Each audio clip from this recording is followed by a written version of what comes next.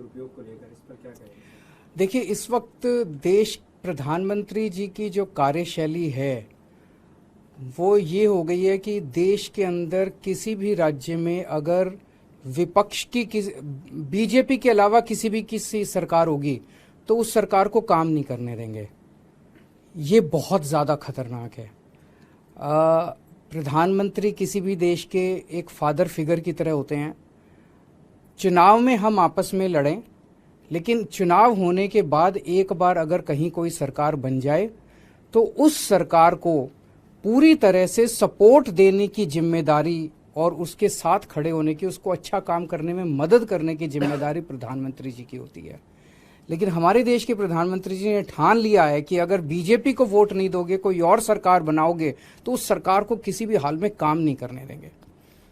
एक तो वो ये करते हैं कि अगर किसी और की सरकार बन जाए बीजेपी के अलावा तो उसके सारे नेताओं के ऊपर ईडी और सीबीआई छोड़ देते हैं, उनको गिरफ्तार कर लेते हैं, उनको तरह तरह से प्रताड़ना करते हैं, तरह तरह से तंग करते हैं, उनकी पार्टी तोड़ देते हैं, उनकी सरकार गिरा देते हैं।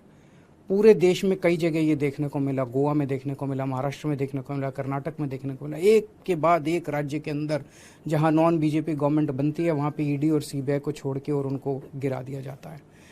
ईडी और सीबीआई को छोड़ते हैं, नेताओं को डराते हैं। अगर नेता बीजेपी में आ जाए तो सारे मामले बंद हो जाते हैं। हेमंत बिश्व शर्मा, जो इनके ऊपर पहले सीबीआई और ईडी के इतने मामले थे, शारदा कांड था शायद उनका, उसके अंदर वो फंसे और जैसे ही वो बीजेपी में आ गए सारे मामले खत्म।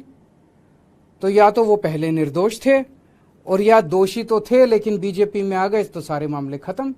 उसी तरह से शुभेंदु अधिकारी का मामला आता है, मुकुल रॉय का मामला आता है, नारायण राणे का मामला आता है। अभी उद्धव ठाकरे जी की पार्टी से जब इतने सारे एमएलए तोड़े गए तो कहा जाता है कि उनमें कईयों में सीबीआई और ईडी के मुकदमे चल रहे थे जिनको ठंडे बस्ते में डाल दिया गया।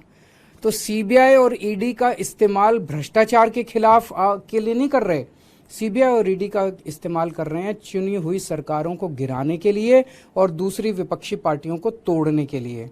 दिल्ली के अंदर जिस तरह से इन्होंने मनीष सिसोदिया जी और सत्येंद्र जैन जी को गिरफ्तार किया, दोनों के पास शुरू में इन्होंने बहुत लोग भेजे कि केजरीवाल का साथ छोड़ दो और आप बीजेपी भारतीय जनता पार्टी के अंदर आ जाओ। केजरीवाल आज अगर वो दोनों मेरा साथ छोड़ के और बीजेपी में चले जाते तो आज वो जेल में नहीं होते, उनके ऊपर किसी तरह के मुकदमे नहीं होते। तो जाहिर तौर पे उनके ऊपर जितने मुकदमे हैं सारे झूठे हैं, लेकिन वो भी डटे हुए हैं। तो ईडी और सीबीआई का इस्तेमाल केवल और केवल विपक्ष को तोड़ने के लिए और बीजेपी की जबरदस्ती सरकार बनाने के लिए किया जा रहा है। दूसरी तरफ गवर्नर्स का इस्तेमाल किया जा रहा है। मैं स्टैलिन साहब से बात कर रहा था, 20 से ज्यादा बिल जो विधानसभा ने पास कर दिए उस पे गवर्नर साहब साइन नहीं कर रहे। केसीआर साहब ने अभी कल सुप्रीम कोर्ट में केस किया है कि हमारे बहुत सारे बिल गवर्नर लेके बैठे हैं, उस पे साइन नहीं कर रहे। पिनरई विजयन साहब के कई सारे वाइस चांसलर्स की नियुक्ति उन्होंने रद्द कर दी।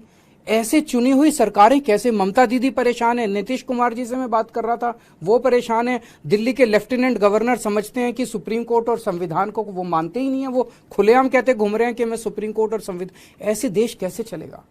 तो अगर देश का प्रधानमंत्री नॉन बीजेपी सरकार